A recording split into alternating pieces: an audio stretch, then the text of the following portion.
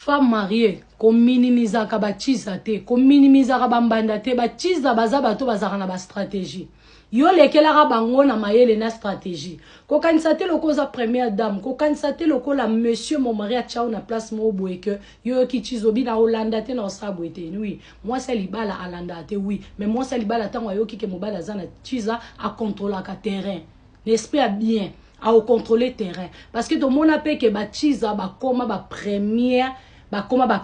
basi ba koma penda ba première position et puis moi si alibala a komi pechiza ezalaka na mona onje basi ya mabala mingi bobeta à côté wana kara to ko beta ango karate moi si alibala ko koma chiza manajaka bien manajaka parler bien manajaka bien c'est vrai que motema mobali soka lingi ya kolinga kaka mais ezala babilo comme susupe mobala ko bima mais yo nengo manager solongo manager mobali pas zongi amoi que et à ça qui est rare à mon peke et mère ba petit sorry et pardon pena limbisanga ate na sala qui a monté bobo atikipe et bosali trace pekei mais ezana basi mo super libala netika mobala zui mwasi ngana Hollande te parce que nga déjà na zaka première dame a okende wapi attaquer suka na ozonga oui parce que Dieu est dedans oui parce qu'on a confiance na yo mais so ka ozapeka na confiance sur makasi ndeko na abima ndeni ba on bima rapona